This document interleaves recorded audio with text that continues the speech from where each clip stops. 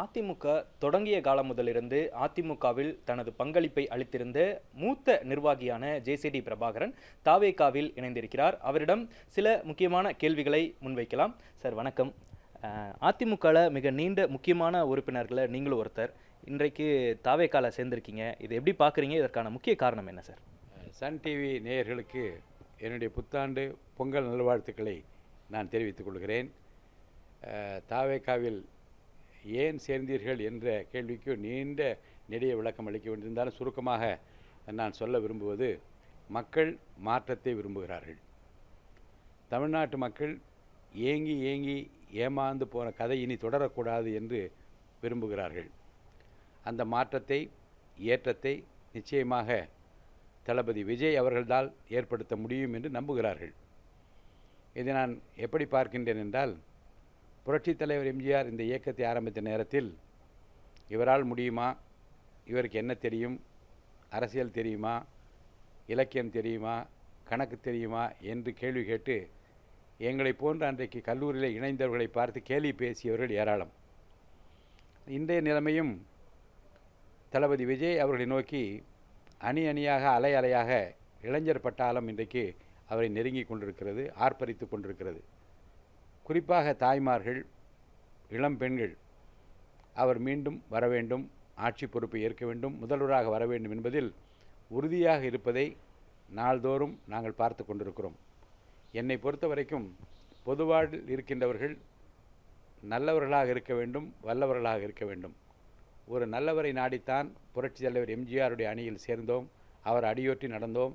அவரால் உருவாக்கப்பட்டு ஆளாக்கப்பட்டு அழகு பார்க்கப்பட்டோம்.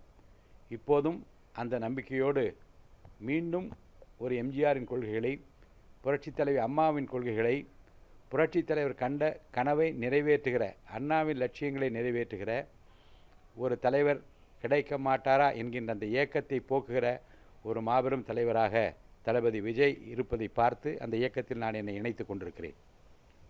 இப்போ தமிழ்நாட்டை பொறுத்த வரைக்கும் திமுக, அதிமுகன்ற மிக பெரும் கட்சிகள் இருக்கக்கூடிய ஒரு நிலையில் மூன்றாவது ஒரு அணியாக தாவேகா உருவெடுத்துட்டு இருக்கு. இந்த நிலையில் தாவேகாக்குன்னு ஒரு தனி சின்னம் இதுவரைக்கும் வெளிப்படலை. அதே போன்று கொள்கைகள் என்ன அப்படின்னு சமூக வலைதளங்களில் தொடர்ந்து பல்வேறு கேள்விகள் இருந்துகிட்டே இருக்குது. இந்த நம்பிக்கையில் இன்னும் தேர்தலுக்கு 1-2 மாதங்கள் தான் இருந்துட்டு இருக்கு. இந்த நேரத்தில் எந்த ஒரு நம்பிக்கையில் உங்களுடைய தேர்தல் பணிகள், களப்பணிகள் தாவேகால இருக்குன்னு நினைக்கிறோம்?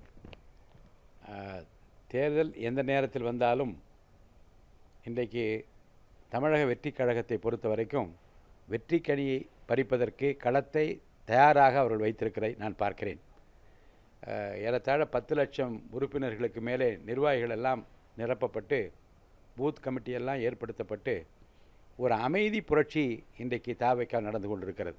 அமைதி புரட்சி என்றால் ஆர்ப்பாட்டம் இல்லாமல், விளம்பரம் இல்லாமல், அதை பற்றி பிரசித்தப்படுத்தாமல் மிக அமைதியாக எந்த நோக்கத்திற்காக இந்த இயக்கம் துவக்கப்பட்டிருக்கிறதோ அந்த நோக்கத்தை நிறைவேற்றுகிற தூய உள்ளமிக்க தொண்டர்கள் இன்றைக்கு களத்திலே ஆர்ப்பரித்து நிற்பதை நான் பார்க்க முடிகிறது. எனவே தேர்தல் எந்த நேரத்திலே அறிவிக்கப்பட்டாலும், எந்த சின்னத்தை எங்களுடைய அன்பு தலைவர் அறிவித்தாலும் அந்த சின்னத்தை தேடி எடுத்து வாக்களிப்பதற்கு மக்கள் தயாராகிவிட்டால், இதைத்தான் ஒன்றை நான் சொல்ல முடியும். ஒரு சர்வே எடுத்து பார்த்தேன். இல்லந்தோறும் ஒரு விஜய் இருக்கிறார். தமிழ்நாடு முழுவதும் இருக்கக்கூடிய குக்கிராமங்கள் தொடங்கி நகர்ப்புறம் வரைக்கும் ஒவ்வொரு இல்லத்திலும், நீங்கள் இப்போ நான் சொல்வதை அக்கம் பக்கத்திலே உங்கள் இருக்கிற நண்பரிடம் கூட நீங்கள் விசாரித்து பார்த்து கொள்ளலாம். எந்த வீட்டை எடுத்தாலும் தமிழ்நாட்டிலே அந்த வீட்டிலே ஒரு விஜய் இருப்பதை என்னாலே பார்க்க முடிகிறது. இது நிச்சயமாக பெரும் பலத்தை சேர்க்கும். நீங்கள் சொன்னீர்கள் 3வது அணி என்று. 3வது அணி அல்ல, வெற்றி பெறுகிற முதல் அணியாக தளபதி விஜய் அவர்கள் இந்த கட்சியை கொண்டு வருவார் என்ற நம்பிக்கை எனக்கு இருக்கிறது.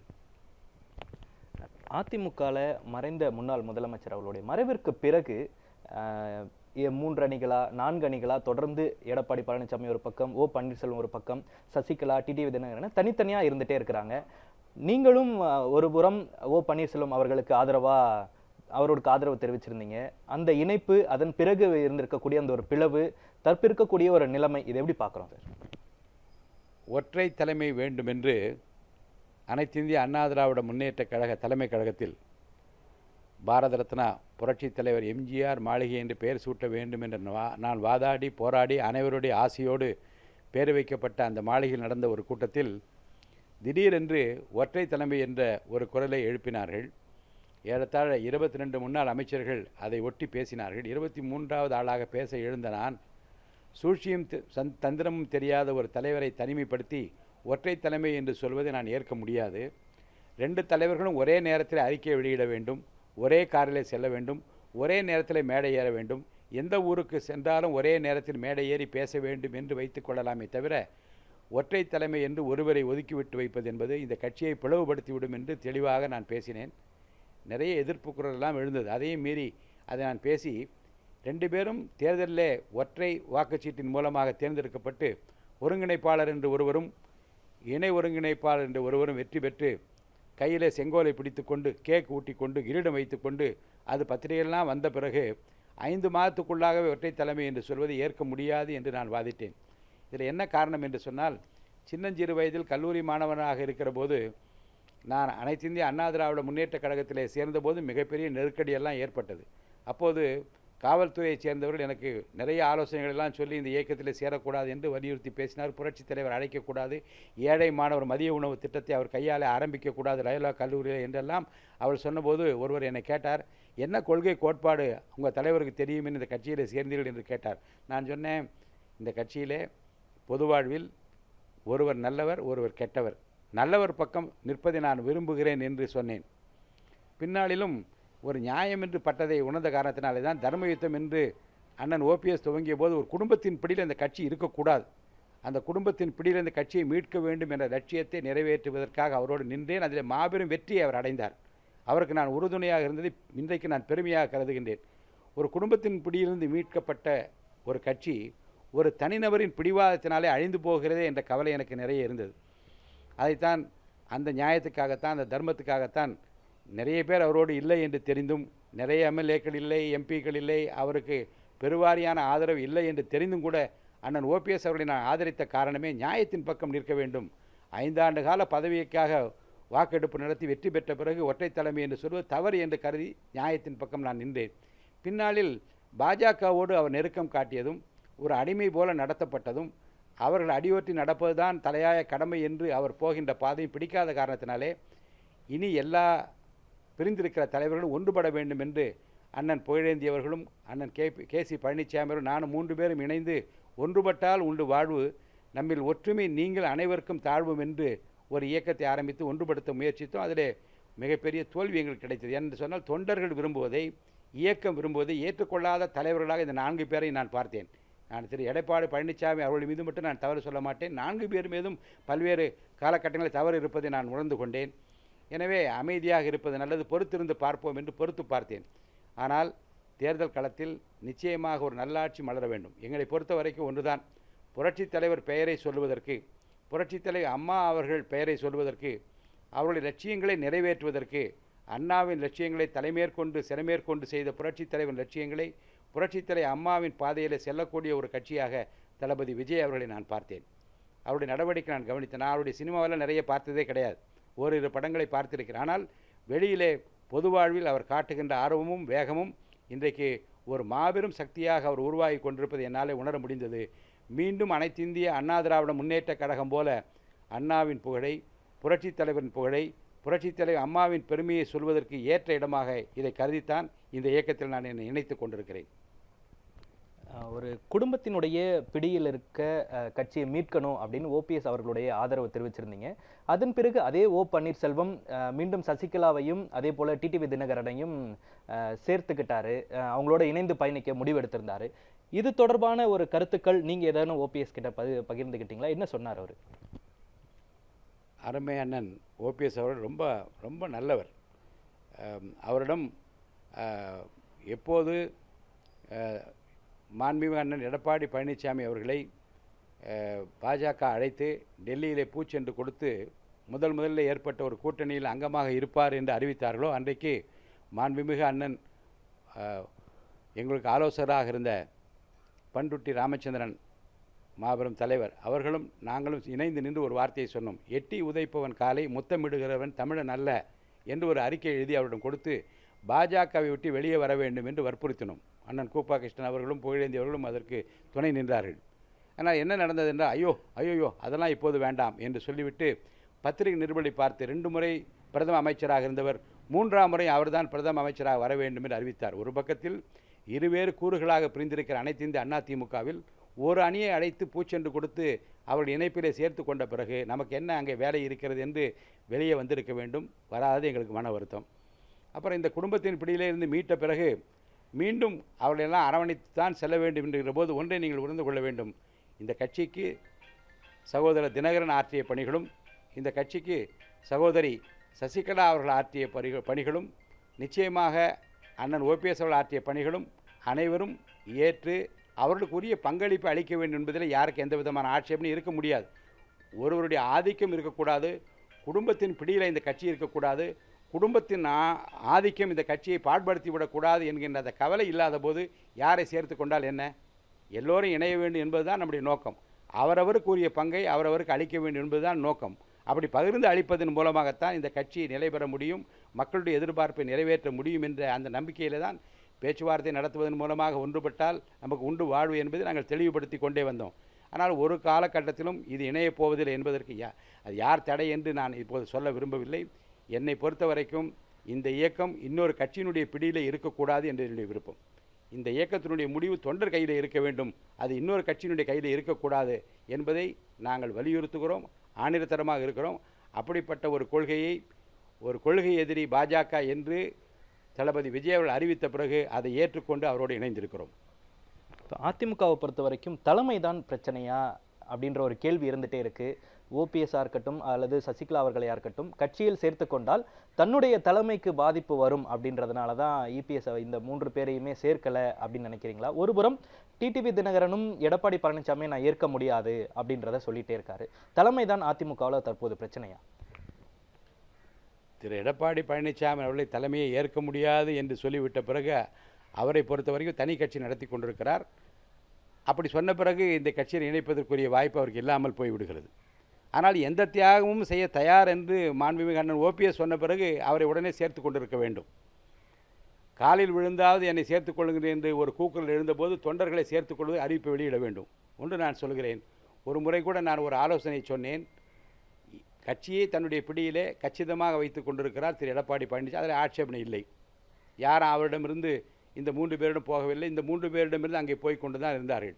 அப்போது நான் நினைத்தேன், ஏன் திரு எடப்பாடி பழனிசாமி அவர் சார்ந்திருக்கிற ஒரு குழுவின் மூலமாக எடப்பாடி பழனிசாமி அவர்களை முதலமைச்சராக நான் ஏற்றுக்கொள்கிறேன், திரு எடப்பாடி பழனிசாமி அவர்களை பொதுச் செயலராக நான் ஏற்றுக்கொள்கிறேன், கட்சியினுடைய சட்டத்திட்டங்கள் உட்பட்டு நடப்பேன் என்று யார் எழுதி கொடுத்தாலும் நான் சேர்ப்பேன் என்ற ஒரு அறிக்கையார் வெளியிட்டிருந்தால், அதை ஏற்றுக்கொள்ளுகின்ற வரலாம் என்று சொல்லியிருந்தால், அதையும் மீறி வராமல் இருந்தால் குற்றச்சாட்டை இவர்கள் மீது நீங்கள் வைக்கலாம். எந்த விதமான வாய்ப்பையும் உருவாக்காமல், எந்த விதமான பேச்சுவார்த்தையும் முன்னெடுக்காமல், எந்தெந்த சமரச உடன்படிக்கைக்கு உடன்படாமல் இருந்தது யார் குற்றம் என்பதை தமிழ்நாட்டு மக்கள் பார்த்து கொண்டு தான் இருக்கிறார்கள். அதனுடைய பலனை இந்த தேர்தலில் அனைத்து இந்திய அண்ணா திராவிட முன்னேற்றக் கழகம் அனுபவிக்கும்.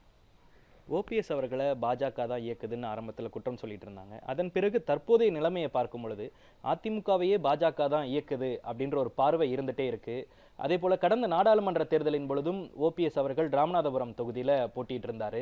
இதற்கான அந்த மாற்று கருத்துகளும் தொடர்ந்து மூத்த நிர்வாகிகள்கிட்ட இருந்தது. இதை எப்படி பார்க்குறோம்? ராமநாதபுரம் தொகுதியில் போட்டியிடக்கூடாது என்று மாண்புமிகு பண்ருட்டி ராமச்சந்திரன் அண்ணன் அவர்களும் நானும் மிக தீவிரமாக அதை எதிர்த்தோம், வலியுறுத்தினோம், வாதாடினோம். ஆனால் தொண்டர்கள் விருப்பம் என்ற ஒரு நிலைமை எழுந்தபோது அதை ஏற்றுக்கொண்டு அவர் நிற்பதிலே எங்களுக்கு என்ன ஆட்சேபனை இருக்க முடியும் என்று சொல்லிவிட்டோம். மீண்டும் மீண்டும் அனைத்து இந்திய அண்ணா திராவிட முன்னேற்றக் கழகம், அது அண்ணன் எடப்பாடி பழனிசாமி நடத்துகிற இயக்கமாக இருந்தாலும் சரி, மற்றவர்கள் நடத்துகிற இயக்கமாக இருந்தாலும், 3ஆம் மனிதர்கள் மத்தியஸ்தத்திற்கு போய் பாஜக தான் அதிமுக எப்படி இருக்க வேண்டும் என்று முடிவெடுப்பதில் எனக்கு உடன்பாடு இல்லை. அனைத்து இந்திய அண்ணா திராவிட முன்னேற்றக் கழகம் கொடிபிடிக்கிற தொண்டன் தான் முடிவெடுக்க வேண்டும். அப்படி கொடிபிடிக்கிற தொண்டனது உணர்வு என்பதை தெரிந்து கொண்டு தான் முடிவெடுக்க வேண்டும். அந்த தொண்டர்களது உணர்வுக்கு மாறாக எடுக்கப்படுகிற எந்த முடிவும் தோல்வியைத்தான் தழுவும் என்பதை இந்த தேர்தல் காட்டும். இன்னும் தேர்தலுக்கு 2 மாதங்கள் தான் இருந்துட்டு இருக்கு. இந்த நிலையில் தாவேகா வெர்சஸ் திமுக அப்படின்றது தான் போட்டின்னு விஜயும் சொல்லிகிட்டே இருக்காரு. களத்தில் நாங்கள் தான் அப்படின்னு சொல்கிறாரு. அதிமுக இந்த தேர்தலில் அவங்களுடைய நிலைமை எப்படி இருக்குன்னு நினைக்கிறீங்க? தளபதி அண்ணன் விஜய் அவர்கள் சொல்வது 100க்கு 100 உண்மை. போட்டி திமுகவுக்கும் தாவேகாவுக்கும் தான்.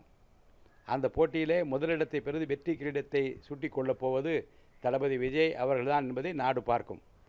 அனைத்து இந்திய அண்ணா திராவிட முன்னேற்றக் கழகம் தன்னுடைய தவறான நடவடிக்கைகளாலும் தவறான அரசியல் முடிவுகளாலும் தொண்டர்களை மதிக்காத காரணத்தினாலும் தொண்டர்கள் உணர்வுகள் புறக்கணிக்கப்பட்ட காரணத்தினாலும் கட்சியை ஒற்றுமைப்படுத்துவதில் சரியான முனைப்பு எடுக்கப்படாத காரணத்தினாலும் தங்கள் முடிவுகளை தாங்களே எடுக்காமல் வேறொரு கட்சி சொல்லுகிற முடிவை நிர்பந்தத்திற்கு ஆட்பட்டு எடுத்துக்கொள்கிற அந்த முடிவினாலும் அனைத்து இந்திய அண்ணா திராவிட முன்னேற்றக் கழகம் 3ஆம் இடத்திற்குத்தான் செல்லும் என்பதை நான் அறுதியிட்டு கூற முடியும். அதிமுகவில் இருக்கக்கூடிய முன்னாள் அமைச்சர் செங்கோட்டையன் அவர்களும் தாவேக்கால சேர்ந்திருக்காரு. இன்னும் பல முன்னாள் அமைச்சர்கள் முன்னாள் எம்எல்ஏக்கள்லாம் வருவாங்கன்னு சொல்றாரு. ஓபிஎஸ் அவர்களும் தாவேக்காவை விரும்புறாரு. நீங்க சேரும் பொழுது முன்னதாக அவர்கிட்ட ஓபிஎஸ்ட்ட பேசுனீங்களா? என்ன சொன்னார்?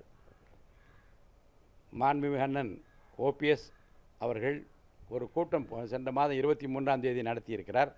அதிலே கருத்து கணிப்பில் யாரோடு சேர வேண்டும், திமுகவோடு சேர வேண்டுமா, தாவேக்காவில் சேர வேண்டுமா என்ற ஒரு கருத்து வெளியிடப்பட்டது. டிஆர்டி ஏதாவது ஒரு எழுத்தை எழுதுங்கள் என்று சொல்லி வாக்கெடுப்பு நடத்தியிருக்கிறார்கள். அதில் 90 விழுக்காடு தாவேக்காவில் சேர வேண்டும் என்று தான் உறுப்பினர்லாம் கருத்து தெரிவிப்பதாக எனக்கு தெரிவிக்கப்பட்டது. ஆக தொண்டர்களது உணர்வை ஏற்றுக்கொள்கிற அந்த முடிவை அவர் எடுப்பாரேயானால் நிச்சயமாக அவர் தாவேக்காவில் தான் சேர வேண்டும். மாறாக வேறு எந்த நிர்பந்தத்திற்கும் இன்னும் ஆளாகக்கூடிய நிலைமை அவருக்கு உருவானால் என்ன முடிவு எடுப்பார் என்பதை என்னால் சொல்ல முடியாது. இறுதியாக அரசியலில் பல கட்டங்களில் ஓபிஎஸ்னுடைய முடிவு தவறாக இருந்துட்டு இருக்கிறத அவருடைய ஆதரவாளர்களே சொல்லிட்டு இருக்காங்க. இந்த நிலையில் எடப்பாடி பழனிசாமிக்கும் ஓ பன்னீர்செல்வம் இருவருக்கும் உங்களுடைய பொதுவான அறிவுரை கருத்து என்னவா இருக்கும் சார்? ஒரு நிகழ்வை நான் சொல்வதன் மூலமாக நீங்கள் என்னை பற்றி புரிந்து கொள்ள முடியும். முதலமைச்சர் வேட்பாளர் யார் என்று 2021 தேர்தலுக்கு முன்பாக பிரச்சனை வந்தது. முதலமைச்சர் வேட்பாளர் அண்ணன் ஓபிஎஸ் அவர்கள் வர வேண்டும் என்று நாங்களும், திரு இபிஎஸ் வர வேண்டும் என்று அவர்களும் போட்டி பலமாக இருந்த நேரத்தில் இதற்கு தீர்வு காண வேண்டும் என்று ஆகஸ்ட் 7ஆம் தேதி என்று ஒரு தேதியை அண்ணன் கேபி முனுசாமி அவர்கள் குறிப்பிட்டு செய்தியாளர்களுக்கு சொல்லி அந்த கூட்டம் நடத்துவதற்கு 2 நாள் நெருங்கி இருக்கிற போது பேச்சுவார்த்தை நடத்த வேண்டும் என்று அண்ணன் கேபி முனுசாமி அவர்களையும் அண்ணன் வைத்திலிங்கம் அவர்களையும் என்னையும் அண்ணன் எடப்பாடி அவர்களை சந்திப்பதற்காக அண்ணன் ஓபிஎஸ் அனுப்பி வைத்தார். அதில் ஒரே ஒரு கோரிக்கை தான், 11 பேர் கொண்ட வழிகாட்டு குழு உறுப்பினர்களை உடனே நியமிக்க வேண்டும். அப்படி பெயர்களை அறிவித்தால் முதலமைச்சர் வேட்பாளராக திரு எடப்பாடி பழனிசாமி அவர்களை நான் அறிவிக்கிறேன் என்று அண்ணன் சொன்னதை இப்போ அவருடன் சொன்னோம். அவர் ஆணித்தரமாக அதை மறுத்தார். நான் அவர் பக்கவாட்டில் இருந்து பேசி கொண்டிருந்தேன். நான் உங்கள் எதிரில் உட்கார்ந்து பேச வேண்டும் என்று கேட்டு அவர் எதிரில் உட்கார்ந்து 20 நிமிடம் நான் மட்டும் தனியாக பேசினேன். ஒரு சின்ன முடிவில் நீங்கள் மறுப்பு தெரிவிப்பீர்களானால் ஒரு தங்கத்தட்டிலே வைத்து முதலமைச்சர் பதவியை தரக்கூடிய அந்த வாய்ப்பை இழந்து விடுவீர்கள். இந்த கட்சியிலே பெருவாரியான ஆதரவு யாருக்கு என்பதை விட ஒரு சுமூகமான தீர்வை எட்டுவதற்கு இது உங்களுக்கு பயனளிக்கும் என்பதை 20 நிமிடங்கள் பல்வேறு உதாரணங்களை, திராவிட முன்னேற்ற கழகத்திலிருந்து புரட்சித் தலைவர் நீக்கப்பட்ட போது ஏற்பட்ட தவறு, ஜானகி அம்மா அவர்கள் ஆட்சி பொறுப்பில் இருந்தபோது இந்த 21 நாள் ஏற்பட்ட தவறு, பின்னாளில் இந்த கட்சியை இணைவதற்கு ஏற்பட்ட சரியான வழிமுறை என்றெல்லாம் எல்லாவற்றையும் எடுத்து சொல்லி இந்த முறை நீங்கள் தவறு செய்துவிடக்கூடாது என்று அவரிடம் வாதிட்டேன். அவர் கவனமாக கேட்டுக்கொண்டார். அப்போ நான் சொன்னேன், இப்போது நீங்கள் முடிவை சொல்ல வேண்டாம், இரவு நன்றாக யோசித்து காலை எழுந்தவுடனே உங்களுக்கு உடன்பாடு இருந்தால் என்னை அழைக்கலாம் என்று நான் சொன்னேன். அடுத்த நாள் காலையில் அவருடைய சகாக்களை எல்லாம் அழைத்து பேசி உடனடியாக எனக்கு தகவல் சொல்லி அனுப்பினார்கள்.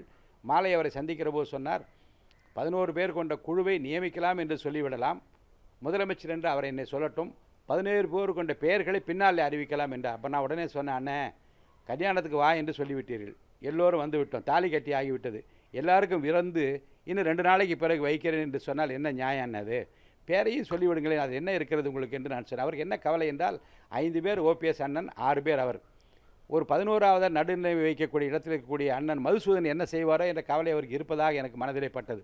அதற்கு ஒரு தீர்வு காண வேண்டும். 7 மணி ஆகிவிட்டது, 8, 9, 10, 11, 12, 2:30 ஆகிவிட்டது, இரவு 2:30 மணி. கீழே எல்லா தலைவர்களும் காத்துக்கொண்டு, தங்கமணி அண்ணன் உட்பட, வேலுமணி அண்ணன் உட்பட, திண்டுக்கல் சீனிவாசன் அண்ணன், அத்தனை எல்லாரும் காத்திருக்கிறார். மேலே அண்ணன் ஓபிஎஸ் அவர்களும் அண்ணன் கேபி முனுசாமி அவர்கள், வைத்திலிங்க அண்ணன் அவர்களும் நானும் பேசிக்கொண்டே இருந்தோம். திடீரென்று நான் ப்ரேயர் செய்து ஜெபம் செய்து ஒரு முடிவு எடுத்து ஒரு தாழ் தாருங்கள் என்று கேட்டு ஒரு தீர்வை எழுதினேன். 10 லைனில் ஒரு தீர்வு எழுதினேன். இந்த தீர்வை அவருக்கு அனுப்புங்கள், நிச்சயமாக கையெழுத்து போடுவார் என்று நான் சொன்னேன். 3 மணிக்கு அது டைப் அடிக்கப்பட்டது, அவர் அனுப்பினார்கள். ஒரே ஒரு வார்த்தையை மட்டும் அவர் எடுத்துவிட்டு நான் எழுதிய அந்த தீர்வை உடனே கையெழுத்து போட்டு அனுப்பினார். எல்லோருக்கும் மிகப்பெரிய மகிழ்ச்சி. எப்படி இது நடந்தது என்று ஆச்சரியம். இது தேவனால் நடந்த காரியம் என்று நான் கூறினேன். ஆராய்ந்து முடியாத பெரிய காரியங்களையும் எண்ணி முடியாத அதிசயையும் செய்கிற தேவன் எனக்கு ஞானத்தை கொடுத்தார், எழுதினேன் என்று நான் சொன்னேன். அவர் வீட்டுக்கு போனபோது அண்ணன் எடப்பாடி பழனிசாமி கையெழுத்து என்னை கும்பிட்டார். இப்படி கூப்பிட்டு என்ன சொன்னார் என்றால், இந்த நன்றியை நான் என்றைக்கு மறக்க மாட்டேன் என்று சொன்னார். அதே அண்ணன் ஓபிஎஸ் அவர்களை பார்க்க வந்தபோது 2 கையை இப்படி தூக்கி விட்டார். கோடான கோடி நன்றி, கோடான கோடி நன்றி, கோடான கோடி நன்றி என்று சொன்னார். இதை நான் எதற்காக சொல்கிறேன் என்று சொன்னால், மிகப்பெரிய பிரச்சனையாக கட்சி பிளவுபடுகிற நிலைமை உருவான நேரத்தில் கூட நான் அவரிடம் பயப்படாமல், அண்ணன் வைத்திலிங்க அண்ணன் வெளியே வந்து என்னை கட்டிப்பிடித்து சொன்னார், என்னப்பா இவ்வளவு ஒரு முதலமைச்சர் என்று பார்க்காமல் இவ்வளவு தைரியமாக பேசினா என்று கேட்டார். நான் சொன்னேன், நான் பயப்படுவதற்கு என்னிடம் என்ன இருக்கிறது என்று நான் கேட்டேன். இதை நான் சொல்வதற்கு காரணம், அந்த விவாதத்தின் போது நான் சொன்னேன், பொதுக்குழுவில் பார்த்து கொள்ளலாமே என்று என்னை கேட்டார் அண்ணன் எடப்பாடி அண்ணன். அப்போ நான் சொன்னேன், அண்ணன் பொதுக்குழுவில் பார்த்து கொள்ளலாம், உங்களோட மெஜாரிட்டி இருக்கிறது. ஆனால் அந்த பொதுக்குழுக்கு பிறகு இந்த கட்சி வீதிக்கு வந்துவிடும். நீங்கள் 2 பேர் ரோடுக்கு போவதை பற்றி நான் கவலைப்படவில்லை. இந்த தொண்டர்கள் ரோடுக்கு போய்விடக்கூடாது என்று நான் கவலைப்படுகிறேன் என்று சொல்லிவிட்டு தான் வந்தேன். ஆனால் அன்றைக்கு அவர் ஏற்றுக்கொண்டார். சுமூகமான தீர்வு அன்றைக்கு ஏற்படுது. ஆக காலத்திற்கும் அனைத்து இந்திய அண்ணா திமுகவில் புரட்சித் தலைவர் அம்மா காலத்தில் இருந்து, புரட்சித் தலைவர் காலத்தில் இருந்து எந்தெந்த நேரத்தில் கட்சிக்கு சங்கடம் ஏற்படுகிறது என்று நான் கருதினேனோ அந்த நேரத்தில் இறைவன் என்னை ஒரு கருவியாக பயன்படுத்தி இந்த இயக்கம் நிலைப்பதற்கு, நீடிப்பதற்கு பல வழிகளில் என்னை பயன்படுத்தினார். அதற்காக நான் இறைவனுக்கு நான் நன்றி சொல்கிறேன். இப்போது நான் சொல்கிறேன், புரட்சித் தலைவருடைய புகழ் நீடிக்க வேண்டும், புரட்சித் தலைவர் அம்மாவுடைய புகழ் நீடிக்க வேண்டும். அனைத்து இந்திய அண்ணா திராவிட முன்னேற்ற கழகத்தின் லட்சிய கனவுகள், அண்ணாவின் லட்சியங்கள் ஈடேற வேண்டும் என்றால் அதற்கு ஒரே வழி தாவேகா தான். அதற்கு ஒரே தலைவர் சகோதரர் விஜய் தான் என்று நான் சொல்ல விரும்புகிறேன். ஓ பன்னீர்செல்வம் அவர்களுக்கு தாவேகால இணையத்துக்கு உங்களுடைய சார்பு அழைப்பு எதுவும் இல்லை, இதுவரை என்னிடம் அவர் எதுவும் அதை பற்றி இணைவதை பற்றி அவர் எதுவும் பேசவில்லை. அவர் நல்ல முடிவை எடுத்து அவரை சார்ந்து வந்திருக்கிற, அவரை நம்பி இருக்கிற, எஞ்சி இருக்கிற அந்த தொண்டர்களை நிச்சயமாக ஒரு சரியான பாதையை காட்டுவார். ஏன்னா மிக நல்ல மனிதர், உயரிய குணங்களுக்கு உரியவர். அவர் நல்ல முடிவை எடுப்பார் என்று நான் நம்புகிறேன்.